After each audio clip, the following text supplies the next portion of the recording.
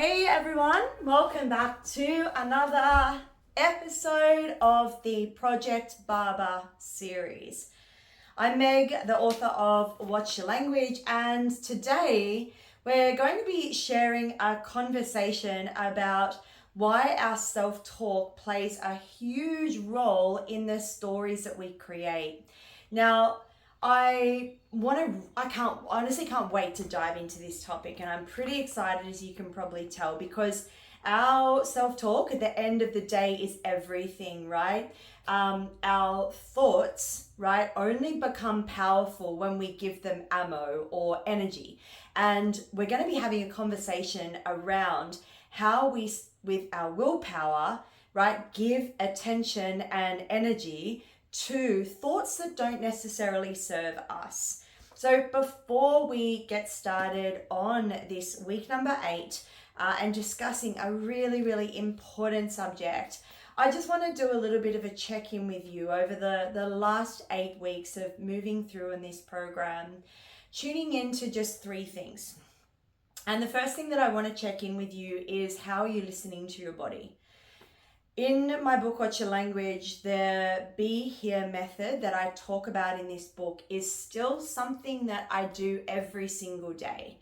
Tuning into what my body is doing, how it is responding or reacting to certain people, environments, and situations, and how those cues then affect how I move forward in that moment. Do I move forward, right, from a place of tension or judgment or criticism or resentment or jealousy, or do I move forward from a place of kindness and acceptance and self-compassion? And when we can tune in to whether the body is open, right, coming from that place of love, kindness, and compassion, or closed, coming from a place of reaction, which will be that tension, reactivity, judgment, or criticism, right, that then kind of negotiates how we then move forward into our day. So why I ask you if we're checking in still with our body is because your body or your vehicle is going to tell you everything you need to know, and it's our job to lean in and start to listen, right? The second thing that I want to check in with you guys as to how you're moving through this program is, not only are we checking with our body, but are you checking in with what you're feeling? Or are we choosing to numb the emotions and the feelings that are really difficult, right? So say we are going about our day, we haven't slept well, we haven't eaten foods that nourish us, we haven't moved, we've been scrolling on our device for however many hours, right? And we wake up the next morning and we're feeling really flat, we're feeling really off. And straight away we jump on our social media feed and we see something that we don't particularly want to see, right? What then happens is we then have a thought of judgment, or we criticize ourselves, or we don't feel or believe we're enough or worthy because of something we've seen on our social media feed. Now, that particular thought potentially stems from the things that we were doing prior to that: lack of sleep, scrolling on social media, not moving, not eating foods that nourish us, as to how we then are reacting or responding to what we're seeing on our social media feeds when we first wake up in the morning. So those first 2 steps of the Be Here method that I mentioned in this book, I see you body, I feel you emotion, gives you the ability to land into a place of presence.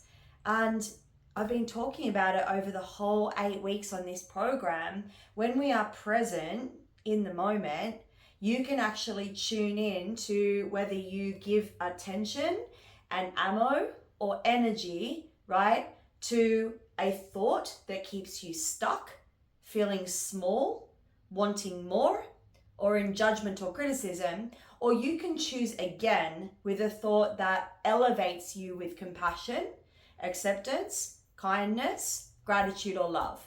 And that's exactly what we're talking about today. The third thing that I share in this method and that I want to check in with you guys is how often are you asking yourself, what is it that you need today? Because at the end of the day, every single one of us has an animal or a human or someone that we love like so, so much. And if that person or animal comes to us and they're in pain, right? Say my dog comes to me and she's trodden on like a piece of glass, right? She's going to be suffering. She's going to be in some sort of pain.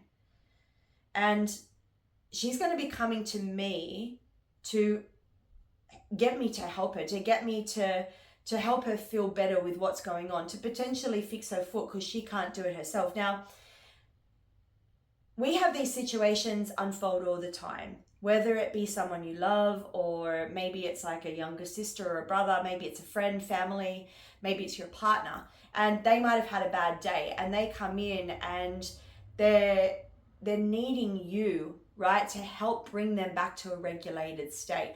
If they came to you in pain and in suffering, right, you wouldn't get angry at them, right? You wouldn't judge them. You wouldn't criticize them. You wouldn't tear them to pieces or tear them apart.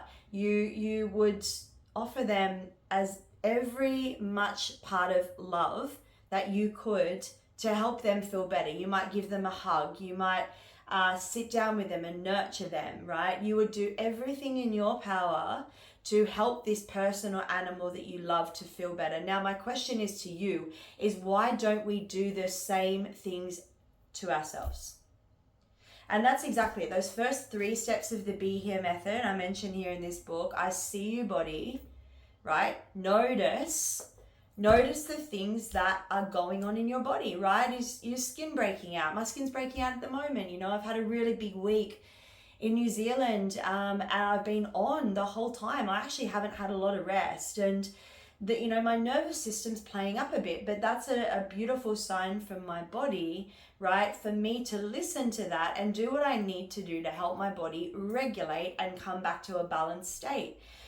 Other things that show up in our body, such as bloating, such as poor digestion, such as low energy. We're like humans on this planet, and we're not meant to feel flatlining all the time. We're not meant to go through our day and go, oh, it's just okay, right? I'm just having an okay day. We're meant to feel elevated and up and high, and we're supposed to feel like we're having a good time whilst we're here, right? If we're going through our lives and we're in this like hamster wheel of like, oh, it's another day, I have to rather than I get to, we've got to tune in and check in, because there's something that's taking up our energy in our body and our mind, and that's pulling us down. That's your body trying to talk to you.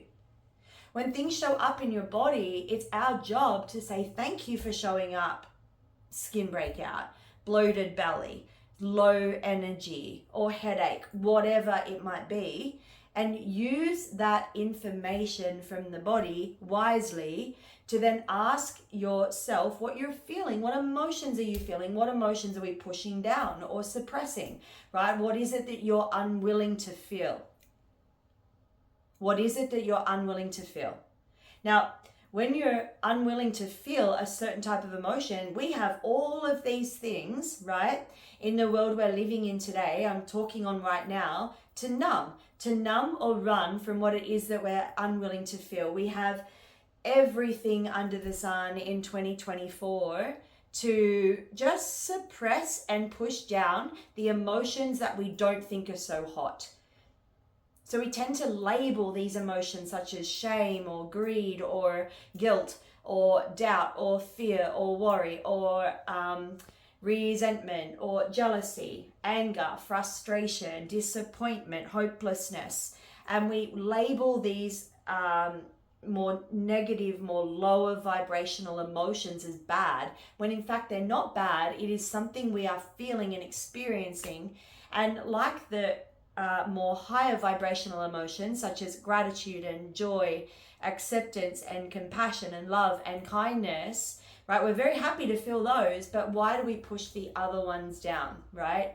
And again, this is what we're going to be talking on a little bit today. But if we're doing that, that's why we're starting to feel so tired and exhausted, because it's like we're pushing them into a closet, right? So if you have a cupboard or a garage at home or somewhere under your bed, and you push all your dirty laundry or all of the things in your kitchen into this one cupboard, and it gets really, really, really full. I like to call it the garage of the mind, right? And we push the scenarios and the situations that unfold in our day that we don't like, right? And we numb from them. We push them down to suppress them and think that we're not going to come up again. So what happens with that closet of all of those push down emotions is that when you come home at night, so to speak, and you do actually finally slow down and stop, and you get off your phone, you get off your devices, you get off the doing train, and you move into being, the brain actually goes from that beta brainwave, right? So those more doing brainwaves, the more fast-paced brainwaves, down into alpha, then delta, then theta. Now, what actually happens with that, if we've pushed stuff down in our day and we've pushed all these things into the linen closet or under your bed or into the garage or whatever you want to call it, and it's becoming really full in there, guess what happens when you slow down? So when you slow down, all of that noise and all of the things that you've pushed down through your day, they start to bubble up to the surface, right? If you've ever done a yin yoga class, you'll understand what that's about. The moment your body is still, whatever we have pushed down in our day comes up and bubbles up to the surface, right? Because the body doesn't want to hold on to it. So what that does is all of that pushing down takes up so much energy, and we feel exhausted and we feel tired and we feel shattered and we just feel blah. And we move through life just feeling blah because of all the things that we're pushing down. Now, when we come around to asking ourselves the question, I see you body, I feel you emotion, what is it my heart needs? You're giving yourself permission to feel, right?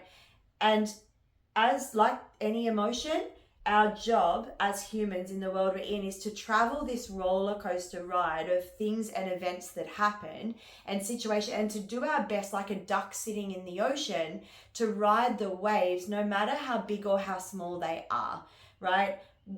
For most of the things that unfold in our lives, 90% of these things are not life-threatening. They're just really difficult or uncomfortable. And when we can do our best to sit in the discomfort and observe what we're thinking and feeling, we can then experience it in the moment. We can cry or scream or do what we need to do, right?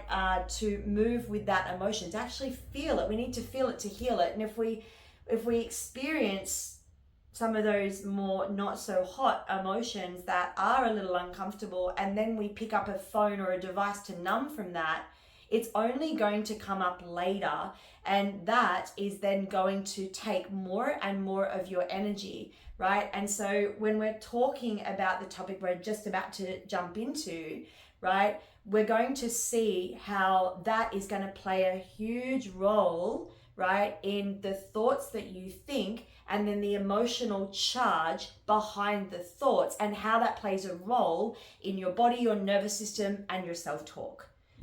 So with that introduction, in the next, say, 8 or 9 minutes or so, I'm just going to share with you a few little things about how the Be Here method can help you stay present with yourself through your day, so that we don't sort of pack in our garage or in our bodies all of these things that happen in our day, and when we go to sleep, it all comes up and we experience all of this monkey mind. We experience all the mind chatter and all of the things, the should have, could have, and would have, because we've actually pushed it down through our day. So this is a tool that's really been so helpful for me, and still is to this day, to actually do my best to move through my day without numbing the things that are difficult, and giving myself permission to feel them, so that when I go to sleep and when I wake up the next day, I feel energized, I feel alive and present, and my myself is operating out of, you know, this kind of full battery of energy. It's like plugging your phone in. I feel like I'm operating at nearly 100% every single day, because I'm having that opportunity to make sure that my thoughts, my emotions, and my behaviors, right, are moving towards those better feeling thoughts, so that then that is going to play a huge role into my physical body as well. All right, so let's get into the guts of what we're talking about here, why our self-talk matters and why it plays a huge role in the stories that we start to believe about ourselves.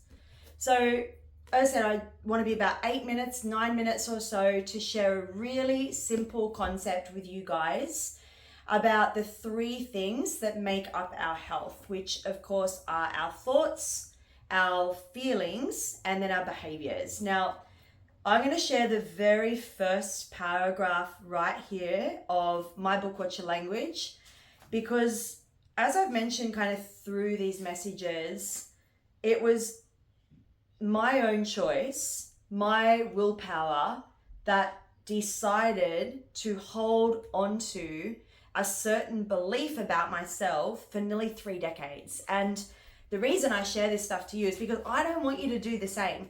No one deserves to spend that much time creating or giving ammo to a belief that isn't even real. So in story number 1, which is called You're Not Pretty Enough to Be on Our Team, this is the first words of the story, and I hope that this leaves a bit of an impression with you guys as to understand and know that you are the only one who has the power to change the energy behind the thoughts in your head. So in story number 1, I start with, I took someone else's words and I made them my story. The words in this story's title were the underlying belief I held for 28 years of my life, from age 6 to age 34. And I'm so grateful for this experience, as this was meant to be my ride so that I can now be here. My anorexia decided to show her face at the tender age of 15 years. For many years, we all thought, including me, that it just happened.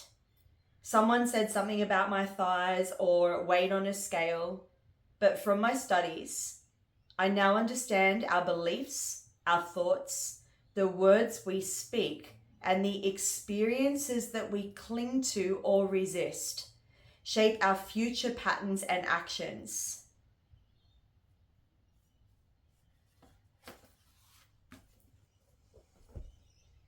I recently went to New Zealand sharing mental health workshops in schools with the Ask workshops that travel around Australia and help kids understand the 3 concepts of health. And I'm going to share it with you because it's something that aligns so well with these talks and with how we can have a better understanding of what we do with our own thoughts and how that actually rolls into our behaviors. So if we look at health as a triangle, we have the 3 apexes of the triangle, 3 points of the triangle, and each one of these 3 points is your health, right? And if we look at this first top of the triangle here, the very first one of this is your thoughts, right? So this is one part of your health. If we go to the second part of the triangle here, that second point in the triangle is your feelings or your emotions, right? And your feelings or emotions are the ones that have energetic charge, right? It's like it's a a connector zapping together, and each time that this does that, it creates an emotional intensity or a charge or ammo behind it, and it is the feelings, right, that give that energy in motion, which is what emotion is. Emotion is energy in motion. The last point of that triangle, of course, is our behaviors. So if we look at this triangle, thoughts, feelings, and behaviors, that then escalates to your mental, spiritual, and emotional and physical health, right? If we give ammo to thoughts that are fueled with judgment, comparison, criticism, blame, shame, guilt, and the feeling of not feeling enough, like what I did for nearly 30 years, then basically what's going to happen is my behaviors, because it's being charged by those feelings and emotions of not feeling enough or worthy, my body consistently closed, right? My nervous system feeling it's not safe, is then going to escalate to a behavior that I went through, such as self-harm, such as low self-worth, such as choosing addictive behaviors that, of course, didn't serve me. And that then plays a huge role in my self-talk being kind or unkind. And then, of course, whatever it is that we practice is what will grow. So that consistency goes around and around and around, and that then creates these synaptic connections in our brain, right? Or fires and wires, neural pathways, however you want to look at it, that then get very used to this constant hamster wheel of feeling not enough or not worthy. Therefore, my behaviors are consistently going to match the energy behind those low vibrational thoughts. Now, if we look at this diagram another way, and if I started to change, right, the energy, as in the feelings and the emotions behind the thoughts I was having, right, and I started to practice having thoughts, right, that were fueled with gratitude, that were filled with love or compassion, acceptance, joy, contentment, landing into a space of being totally okay with where I'm at without the need for more, right? That is giving ammo to a thought that feels good, right? That is giving fire to a thought that feels good. That is creating a neural pathway and a synaptic connection to a thought that feels good. And of course, that then is going to produce a behavior, right? A behavior that then potentially is going to help me grow, is going to help my nervous system stay regulated and safe, and is actually going to help my self-talk be kind and compassionate and accepting of who I am. And that hamster wheel, that rotational practice of day in, day out practice of the same thoughts, feelings, and behaviors then creates strong, hardwired neural pathways in my brain that believe I'm enough, that believe I'm worthy, and then create good quality self-talk that then becomes my practice, and that then gets reflected in my body. So at the end of the day, this conversation is super, super simple. Remember that you are the only one that creates the mess in your head. You're the only one that creates the mess in your head. And I'm the only one that creates the mess in my head too. No one else can think a thought for you. No one else can feel a thought for you. The thoughts that you have in your head are not real. You are the one that's thinking the thought. Now, if you're thinking the thought, you must understand that that's not you. You have a choice when you think a thought. Do you give that power and ammo, creating a story, which is what this video is about.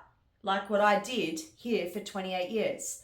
I created a story based on a thought, right? That I thought that somebody didn't believe I was enough as I am. And I took her words and I made it my story for 28 years. That had nothing to do with me. But I chose with my willpower to take it on board. And that then got reflected in how I felt about myself and the behaviors then that I did. So if we can learn from this moment forward, doesn't matter what's happened, doesn't matter about going back into what has been, that is so unimportant. What matters is now and what you can do now. So when you notice through the Be Here method, I see you body, I feel your emotion, what does my heart need? Oh, I'm noticing my body is in tension, my shoulders are up, I'm clenching, right? My stomach's a bit bloated, I'm closing. Oh, why am I doing that? Okay, I am feeling a bit of judgment because I just looked on my social media feed, right? I'm judging myself because I'm seeing an image that's filtered or edited, and I don't feel enough because that person looks, like what social media should look like, and I start to compare. Now that is then going to give you a somatic response in your body. That is your body telling you to tune in and say, hey, there's something you need to do here to help you think a better feeling for it. Your body is trying to talk to you all the time. When your body is closed, you can't have a good feeling thought from there. You can't. Trust me, I've tried. But if you can catch the thought, and if you can recognize that when you're going through that Be Here method, I see you body, I see my body closing, shoulders up, armor on, intention, we've spoken about this, right? And what I'm feeling is judgment. Then you can recognize when you ask yourself that third step of the Be Here method, what is it my heart needs? You can go, you know what? I actually don't need to give that thought any ammo, because that thought, right, is going to create a behavior that is not going to serve me. So I can then choose a better feeling thought, a higher vibrational thought. You know, one that could be along the lines of, you know what, I choose to accept myself as I am right now, right? I choose to be grateful, right, for what I do have rather than what I do not. I choose to be curious, not critical. Whatever the thought is, go with one that makes you feel good. What does a feel good thought look like? It's going to open your body. Quite simply, your body will open, right, rather than close. Hence why I've been talking about the body this whole series, because when you can tune in, whether you're closed or open, that's when you can be present to choose a better feeling thought. And that's when we start to not create these stories or limiting beliefs around a sense of not feeling enough, or feeling small, or not feeling worthy, or we think we're too loud or unheard or unseen, or whatever the dialogue is, it's just a story. Most of the things that we're experiencing today as adults, if we haven't uncleared the story, is coming from like our childhood self. These things present, right, when life throws us at us a situation that reminds us of how we felt when we were that small child. Let me explain. So say, for example, at 6 years old, I fell into the belief of not feeling enough. I started to practice perfection, people pleasing, right, and getting validation from others. When I was in my 20s and early 30s, right, all I did was consistently do. I was at the gym constantly, like 2-3 hours a day. I was constantly looking for validation on my Instagram feed of people commenting how many likes I was getting, people telling me I was hot or enough or stunning or good looking, whatever it was. I was chasing this external validation because I was still feeling like that 6-year-old self that didn't feel enough and took that old belief on board, right? And as I mentioned at the start, these things that we stuff down and we push down, right? These emotions and experiences, feelings that we don't feel so hot at the time, they build up over time, right? And it's kind of just like opening a big can of worms, right? If we haven't dealt with that, if we haven't dealt with these old stories and limiting beliefs, they're just going to show up for us as we move through life.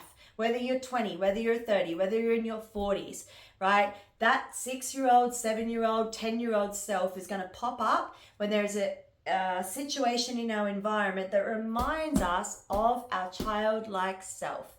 And that's when we get hooked back into that old story. And that's when we need to recognize, right, when things show up for us, when we're triggered in our environment, that is a good thing. Right, I've always said our triggers are our biggest teachers, because when we're triggered, right, it means that there is something we've held on to with our willpower. We've pushed it down and it's coming up for us to feel it.